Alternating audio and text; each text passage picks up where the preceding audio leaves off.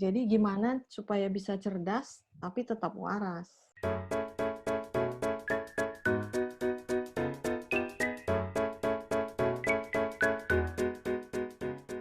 Selamat siang, sahabat literasi. Kita kembali bertemu dengan kami untuk diskusi tentang penyemangat agar kita mau sekolah, studi lebih baik, lebih tinggi, begitu ya. Nah, kali ini kita akan diskusi dengan seorang yang luar biasa, yaitu Dr. Sofna Dewitasari Banjarnahor, MBC ya, MBC. Oke. Nah, beliau seorang awardee atau penerima beasiswa dari satu lembaga, nanti kita dengar ceritanya. Nah, beliau ini saat ini sedang ada di mana? Mari kita sama dulu. Selamat siang, Mbak Sofna. Selamat pagi waktu Jerman. Oh, sekarang di Jerman ya? Nama saya Sofna. Iya, sekarang saya posisi di Jerman. Tepatnya di mana? Di kota Nuremberg. Nuremberg ya. Itu berapa lama, berapa jauh dari ini, dari kota mungkin ibu kota negara? Kalau dari Berlin dengan kereta itu 6 jam. Oh, 6 jam. Kalau dari Frankfurt 2-3 jam. 2-3 jam ya. Oke. Iya. Nah, kalau boleh tahu nih, Mbak Sofna saat ini studi di mana, lalu ambil prodi apa nih? Karena kita berharap nanti teman-teman sahabat literasi akan tertarik mungkin mengikuti jejaknya Dr. Sofna ini. Monggo.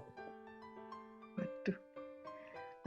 Sekarang saya sedang menempuh studi S3 di Universitas Friedrich Alexander Erlangen, Nuremberg, mengambil jurusan farmakologi klinis. Jadi lebih ke eksperimental dan klinikal farmakologi. Oke, eksperimental farmakologi ya. Itu ada kaitannya nggak untuk penemuan obat-obatan begitu? Kebetulan kalau riset yang sedang saya tempuh ini lebih ke interaksi antara obat dengan senyawa-senyawa yang ada dalam tubuh kita, salah satunya asam amino. Jadi riset saya bukan ke pengembangan obat, lebih ke interaksi obat. Interaksi obat ya? Interaksi obat yang sudah ada dengan tubuh manusia. Oh, seberapa efektif itu kira ya menyembuhkan suatu penyakit atau bagaimana? Seberapa jauh interaksi obat-obat yang sudah ada itu dengan dalam topik saya ini dengan penyerapan asam amino. Asam amino ya? Nah, itu dia. Topik saya itu lebih ke situ. Oke. Nah, kalau boleh tahu dong nih, kira-kira udah berapa lama nih studi di sana? Lalu kok mau sih pilih itu, kan kayaknya sesuatu yang wow, saat ini kan orang itu luar biasa ya, bisa menemukan riset-riset seperti itu. Temuan-temuannya pasti juga bombastis ya. Artinya itu kan sesuatu yang mungkin dalam impian banyak orang itu, wah pengen banget nih gitu. Berapa lama udah studi dan kenapa pilih kampus itu? Kalau di Jerman ini udah masuk tahun keempat. Ya udah di ujung-ujung risetnya lah. Sedang proses konfirmasi data-data. Risetnya sedang dalam tahap konfirmasi data-data dan tahap menulis. Kenapa memilih ini? Ceritanya panjang ya. Kalau kita tanya kenapa alasan seorang ada di satu tempat, itu ceritanya pasti panjang. Kenapa memilih riset ini? Awalnya saya itu tertarik lebih ke toksikologi, lebih ke ilmu-ilmu yang meracuni tubuh gitu, lebih ke toksikologi. Terus searching, mencari-cari profesor dengan topik yang saya berminat di situ. Saya sudah korespondensi dengan beberapa profesor. Sudah sampai tahap-tahap wawancara, menanyakan ketertarikan dan segala macam. Kebetulan bidang yang benar-benar saya tertarik itu, toksikologi itu ada di salah satu universitas di Berlin. Tapi mereka meminta seseorang yang lebih kuat di bidang biologi molekuler. Nah, kebetulan S2 saya itu nggak terlalu kuat di bidang biologi molekuler untuk experience-nya. Dia minta seseorang yang lebih 90% lah ke arah sana, sementara saya background-nya itu masih ya 50%. Jadi waktu itu nggak jadi ke sana. Terus saya menemukan profesor dan topik ini yang prodi yang sedang saya jalani. Nah, korespondensi cocok, dan ya topiknya juga dia menawarkan, kamu bisa mengerjakan ini di sini, gini-gini. Saya baca dulu dan ya oke. Lebih tertarik karena lebih ke basic. Saya tuh lebih senang riset yang benar-benar dasar, jadi benar-benar basic science-nya. Misalnya kita nggak bisa mengembangkan obat kalau kita nggak tahu sebenarnya proses patologi atau proses patologi di tubuh itu bagaimana gitu. Nah itu lebih. Jadi akhirnya memutuskan ya ngambil prodi dan riset yang sekarang saya sedang jalani. Udah 4 tahun ya, udah hampir 4 tahun ya. Iya. Berarti itu mudah-mudahan pas segera lulus ya. Siap. Nah kalau boleh tahu nih, wah ini kan studi di Jerman itu kan orang berpikir ya, itu studi yang luar biasa, apalagi Jerman kan juga termasuk salah satu negara maju. Itu berarti dapat funding kah atau bagaimana nih Mbak Sofna? Untuk studi di Jerman, saya dapat beasiswa, puji Tuhan, dari LPDP. Oke. LPDP yang Lembaga Pengelola Dana Pendidikan ya? Ya, Lembaga Pengelola Dana Pendidikan. Oke. Itu dapat yang untuk program doktor luar negeri ya? Ya, program doktor luar negeri, benar. Oke. Itu di LPDP dibatasi waktu nggak itu Mbak Sofna? Kan kalau saya dengar informasinya itu untuk dokter itu 4 tahun ya? Atau bagaimana nih? Berarti pas dong Mbak Sofna nih? Ya, dari LPDP udah ditetapkan bahwa program doktor itu yang dibiayai itu 4 tahun. Jikapun ada perpanjangan masa studi, maka hanya maksimal 6 bulan. Nah, saya tahun keempat dan bertepatan dengan ya pandemi global. Segala macam aspek menjadi sangat-sangat terhambat, termasuk kegiatan riset di lab. Dan ini juga saya juga mengajukan perpanjangan dan puji Tuhan lagi di ACC LPDP karena alasan-alasan yang bisa saya justifikasi. Oke. Jadi ada blessing in disguise ya. Luar biasa ya. Iya. Jadi pandemi ini ternyata memberikan juga dampak positif ya bagi teman-teman yang memang mungkin terkendala. Nah kalau boleh cerita sedikit nih, berarti kan LPDP tahun berapa ya Mbak Sofna masuknya nih, dapat beasiswa itu? Dan sedikit dong tipsnya gimana dapatin dulu? Saya award di LPDP tahun 2016. Ya, oke. Gimana dulu cara dapatinnya? Dapetin beasiswa LPDP ya? Iya. Saya itu mendaftar tahun 2016. Waktu itu semua proses sudah online tahun 2016.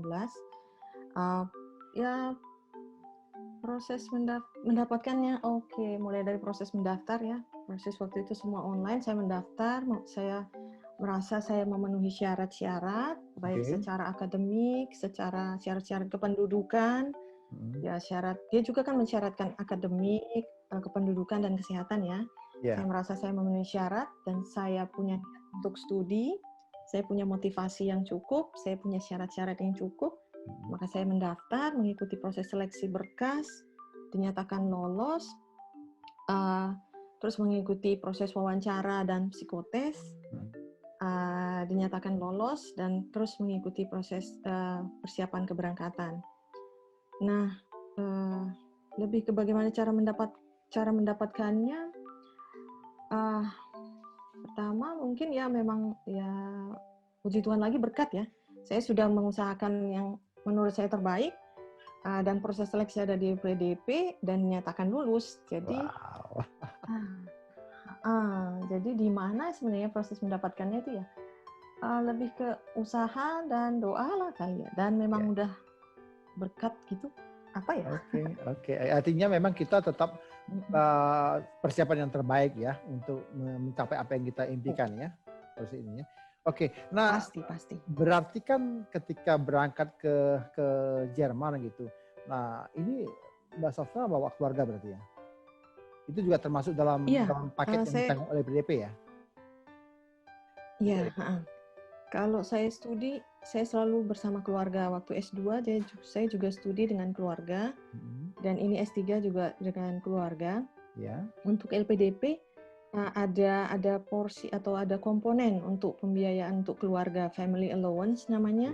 20% dari living allowance yang kita terima untuk per satu orang anggota keluarga dan maksimal hanya 2. Oke. Nah kebetulan Mbak Sofna udah 1 ya apa 2 ya anaknya? Udah 2 ya? Anak 1. Anak 1. Masih ada 1 lagi ya? Jadi pas ya anggota. Oh gitu ya? Oke. Kan 1 untuk suami, 1 untuk anak. Jadi 2 dependen ya? 2. Berarti 2 dependen gitu ya? Iya, 2 dependen. Oke. Iya, benar. Oke, siap. Nah, kira-kira di Jerman ini sendiri apa nih suka dukanya nih Mbak Sofna ketika menempuh studi S3? S3 itu kan bukan yang mudah ya, itu juga perjuangan yang berdarah-darah gitu. Apa deh kira-kira? Suka dukanya apa? Suka dukanya untuk studi di sini, pertama kendala bahasa ya yang jelas, karena bahasa Jerman saya juga belum sampai di tahap yang ya belum medium ke advance lah, masih under medium lah, masih basic to medium. Karena bahasa sehari-hari kan memang bahasa Jerman. Kendala yang kedua itu lebih ke mungkin budaya ya, perbedaan budaya orang-orang di sini atau masyarakat di sini. Sama 2 hal utama itu sih yang lebih banyak cerita dukanya. Nah, saya punya cerita menarik nih soal duka perihal bahasa. Gimana? Silakan. Bukan ya bahasa dan budaya juga sih. Karena kan di Jerman itu orang-orangnya itu relatif lebih dingin. Dibandingkan dengan? Seperti ya dibandingkan dengan interaksi saya dengan orang-orang sebelumnya dan ras-ras dan bangsa-bangsa yang lain lah. Orang Jerman itu relatif lebih dingin ya, sama seperti tim Panzer Jerman lah ya. Lama panasnya kan ya tim Panzer Jerman. Ya betul. Jadi kalau pertengahan babak kedua baru tim Panzer itu mulai panas, agresif di lapangan. Dari awal permainan kan lambat atau kesannya kayak gak ada respon, sama seperti orang-orangnya. Nah, saya punya cerita dan slogan mereka itu kan orang Jerman, bangsa Jerman itu sendiri kan über alles. Jadi di atas segalanya gitu loh, di atas semuanya. Jadi mereka udah punya slogan itu di diri sendiri bahwa ya mereka di atas segalanya, termasuk untuk orang-orang pendatang. Nah, saya pribadi merasakan itu sendiri. Ada cerita yang mungkin bisa disikapi kayak seperti rasis, tapi ya menurut saya rasis, tapi ya itulah, ini cerita dukanya salah satu yang mau saya sharing lah. Jadi untuk bisa jadi bahan pembelajaran buat yang mana tahu mungkin tertarik untuk studi atau datang ke Jerman. Jadi waktu itu saya ada naik bis. Nah, di bis di sini itu kan sering ada pemeriksaan random check untuk tiket. Nah, kebetulan semua penumpang itu udah dicek tiketnya sambil menunjukkan identitas diri sebagai bukti barengan untuk tiketnya. Nah, saya melihat semua udah diperiksa tiketnya, menunjukkan identitas diri berupa kartu resident permit. Nah, ketika petugasnya sampai ke giliran saya untuk menunjukkan tiket, saya tunjukkan tiket saya tunjukkan kartu identitas diri saya. Lantas dia minta resepas katanya kan, paspor. Terus saya bilang, ini kartu identitas saya, kartu resident permit saya. Ngapain saya harus menunjukkan paspor, katanya kan. Nggak bisa paspor. No, ini cukup menurut saya. Nggak perlu saya menunjukkan paspor. Saya nggak bawa paspor, ngapain saya bawa paspor. Nggak bisa, kok Ausländer, kok harus bawa paspor. Tapi saya bilang, di tiket nggak ada dinyatakan perbedaan bahwa Ausländer harus bawa paspor, non-Ausländer nggak perlu menunjukkan paspor. Saya bilang, dia dengan bahasa Jermannya, saya dengan bahasa Inggris saya. Jadi, dia kekeh minta paspor, saya kekeh juga nggak mau menunjukkan paspor saya. Sampai ya ada 10 menit lah kita masing-masing kekeh dengan pendapat kita. Karena saya merasa diperlakukan beda dengan penumpang lain. Penumpang lain tidak diminta paspor, kenapa saya diminta paspor? Terus temannya datang menyamperin, terus saya bilang, kenapa saya harus menunjukkan paspor? Kenapa penumpang lain nggak perlu menunjukkan paspor? Kenapa saya beda? Terus dia bilang, oh iya teman saya ini salah, nggak perlu, ini cukup, kan? Terus saya bilang, oh nggak cukup dong hanya bilang salah. saya sudah merasa diperlakukan kasar dan tidak adil, minta maaf dong. Saya gitu kan. Terus dia keberatan minta maaf. Loh, nggak bisa. Kamu harus minta maaf ke saya. Jadi terus akhirnya dia berpikir cukup lama, dia bilang, oke, saya minta maaf. Ya temenmu dong yang minta maaf, temenmu yang lebih bertindak kasar ke saya. Saya bilang gitu kan. Oke, saya minta maaf on behalf of my friend. Katanya, saya minta maaf atas nama teman saya. Ya udah, oke. Ya itu cukup buat saya. Jadi di sini pengalaman saya mengajarkan bahwa mungkin mereka memang merasa ya sedikit merendahkan lah Auslander, membedakan gitu. Iya. Nah untuk kita janganlah merasa rendah diri. Okay. Kalau kita memang benar, ya berani karena benar. Iya. Walau dengan bahasa masing-masing, dia dengan bahasa Jermannya, saya justifikasi dengan bahasa Inggris. Betul. Pokoknya yang penting ya itu jangan rendah diri, bahwa kita juga sama seperti orang lain posisinya, jangan mau direndahkan orang lain. Itu pembelajaran waktu itu. Dan pembelajaran yang ada di Jerman, karena mungkin pengalaman pribadi saya, mereka memang ya sedikit rasis lah, mungkin karena mereka memang kulturnya tertutup ya, beda dengan bangsa-bangsa lain ya. Kita tahu sejarah bangsanya lah. Jadi mereka relatif lebih tertutup ke orang asing. Nah, di situ sih. Artinya kita ketika untuk merespons seperti yang tadi Mbak Sona sampaikan, kita juga perlu mempelajari regulasi mereka begitu ya? Iya benar. Okay. Jadi sebelum kita juga menyatakan argumen kita juga harus punya dasar. Betul. Kan? Jadi bukan sekedar kita bilang pokoknya gitu ya, agak pakai pokoknya gitu ya.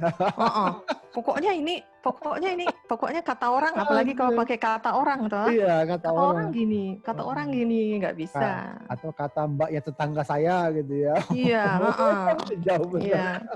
Iya. Oke. Nah, kira-kira ini dari riset yang sedang Mbak Sofna lakukan nih, boleh nggak diceritakan dalam 2-3 menit? Nah, bagaimana nanti itu, apakah itu akan memang rencananya untuk dikorelasikan di Indonesia atau seperti apa?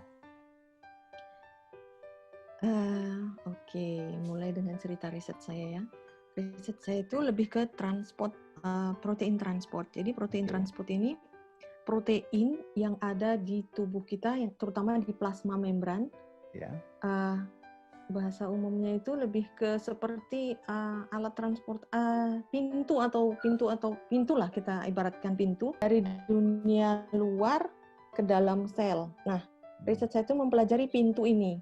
Bagaimana pintu ini memasukkan asam amino dari luar ke dalam sel. Nah, sekarang saya sedang mempelajari apakah obat dan asam amino berinteraksi ketika perjalanannya bareng-bareng itu melewati pintu itu, apakah terjadi interaksi. Nah, riset saya kan mempelajari bagaimana kontribusi transport protein ke penyerapan asam amino, terutama arginin, 3 senyawa, ya mungkin terlalu spesifik ya, 3 senyawa yang punya peranan penting dalam penyakit kardiovaskular, penyakit jantung dan pembuluh darah. Oke. Apakah itu bisa diterapkan nggak nanti Indonesia kira-kira? Pembelajaran? Bisa, menurut saya bisa. Bisa banget. Karena kan saya itu kerja di pusat penelitian kimia ya, mengembangkan senyawa-senyawa bahan alam yang ada di Indonesia untuk dikembangkan sebagai obat-obatan. Nah, senyawa-senyawa ini kan senyawa baru. Yeah. Ekstrak-ekstrak baru yang masih sedang tahap pengujian apakah aman ataukah efektif. Nah, jika teman-teman nanti di lab, kan beda-beda lab ya di kantor saya itu, teman-teman yang sudah berhasil mengembangkan senyawa-senyawa butuh menguji apakah senyawa ini itu aman, efektif, ataupun setidaknya dalam hal riset saya, apakah senyawa-senyawa ini punya interaksi ataupun efek samping ke fungsi kerja ginjal atau hati. Nah, itu bisa diaplikasikan untuk proses pengembangan obat-obatan atau senyawa-senyawa yang ada di kantor saya sekarang. Jadi benar-benar bisa diaplikasikan. Bisa ya, oke. Berarti ada temannya Mbak Sofna mungkin yang saat ini sedang meneliti juga tentang COVID ya? Karena kan saat ini dunia kan lagi dilanda ini nih COVID. Tentang COVID itu apa ada bidang sendiri lagi nanti ya? Kalau untuk di kantor saya di Indonesia, sekarang ada teman saya yang memang sedang bekerja untuk mempelajari virus. Cuman untuk detailnya saya kurang tahu karena memang jarang gitu. Jadi kalau artinya, di institut saya sendiri sekarang memang karena kami tidak berfokus dengan virus, jadi tidak ada penelitian tentang COVID di institut saya gitu. Jadi artinya Mbak Sofna itu khusus untuk ini ya, kardiovaskular ya saat ini ya risetnya ya? Iya efeknya. Sebelumnya di mana S2-nya Mbak Sofna? Saya S2 di Australia, di Curtin University. Di Perth? Ya, di Curtin University of Technology di Perth, Australia Barat. Oke. Nah, ini kita mau mendorong nih teman-teman muda nih, sahabat literasi untuk bisa melihat lah bahwa banyak sebenarnya hal yang bisa dikerjakan, apalagi untuk bermimpi untuk studi tinggi begitu ya. Nah, kira-kira nih hal-hal apa yang mau Mbak Sofna sampaikan kepada sahabat literasi supaya mereka juga punya impian bisa tercapai. Apalagi bagi teman-teman saat ini kan makin banyak anak-anak Indonesia makin pintar ya, makin cerdas, makin kritis. Nah, akan lebih baik kalau itu kemudian didukung oleh riset ya, artinya juga studi yang lebih baik gitu. Apa pesannya Mbak Sofna supaya mereka juga tertarik untuk ikut mendaftar beasiswa LPDP atau mungkin beasiswa yang lain? Monggo. Pertama, studi itu penting untuk membuat kita bisa melihat hal dari berbagai sudut pandang. Jadi untuk anak-anak muda, kalau memang misalnya ada kesempatan untuk sekolah, akan sangat baik jika kita memanfaatkan itu. Jadi kita akan jadi pribadi yang kita lebih bisa berkembang.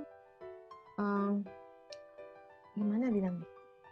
Studi itu kan kita tidak hanya belajar dari akademik ya, tapi juga dari kehidupan. Kita menghadapi berbagai macam masalah, mengembangkan kita untuk memecahkan suatu masalah, jadi lebih solutif. Jadi orang yang lebih solutif, jadi nggak hanya komplain, nggak hanya mengeluh, aduh kurang ini nih, kurang itu nih, kurang ini, nggak ada ini, nggak ada itu, nggak ada bisa apa-apa.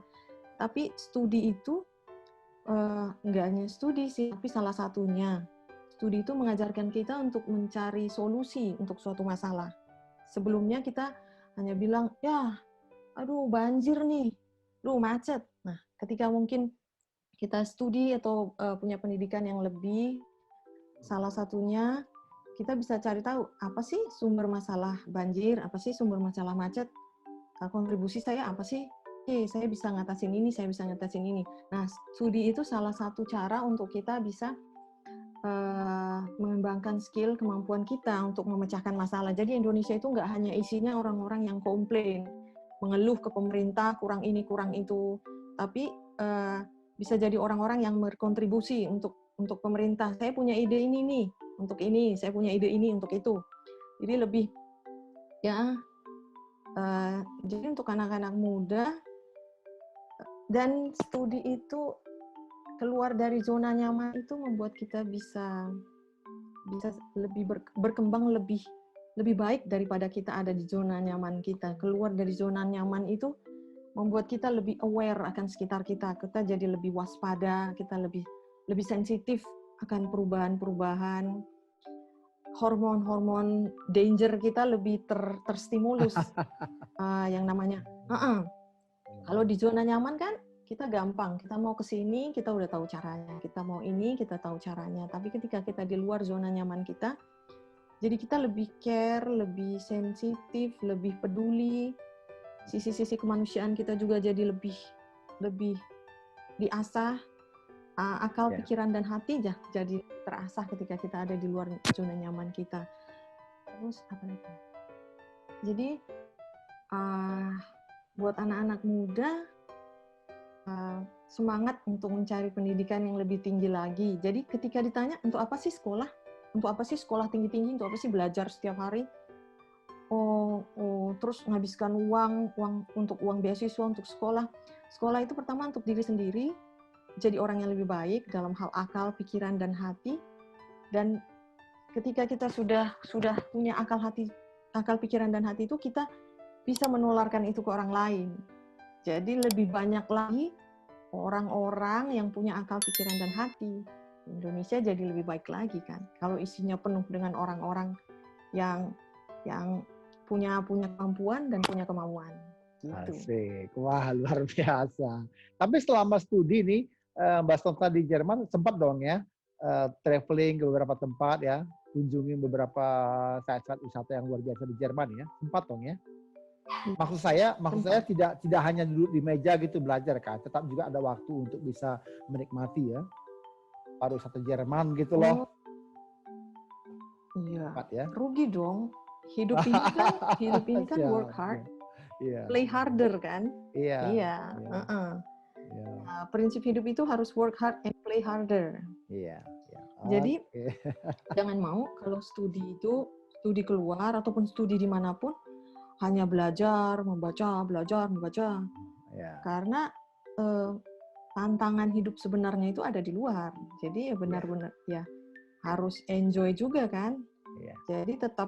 Jadi gimana supaya bisa cerdas tapi tetap waras.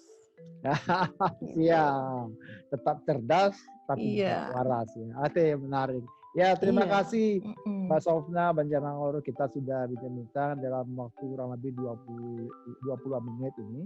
Ya, sahabat literasi, kita sudah dengar tadi diskusi dengan Mbak Sofna Banjarnegara.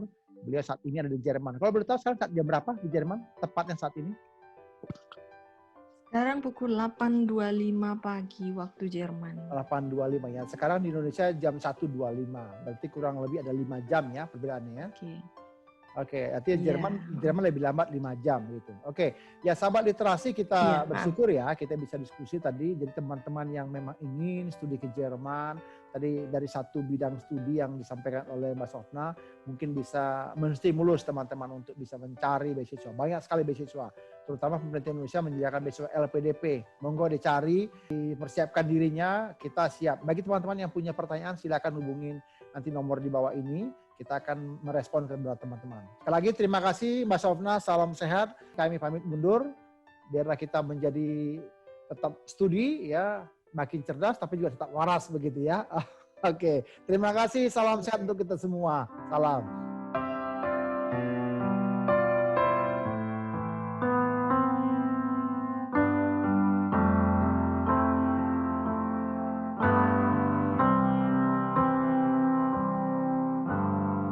Another summer day is coming on away in Paris.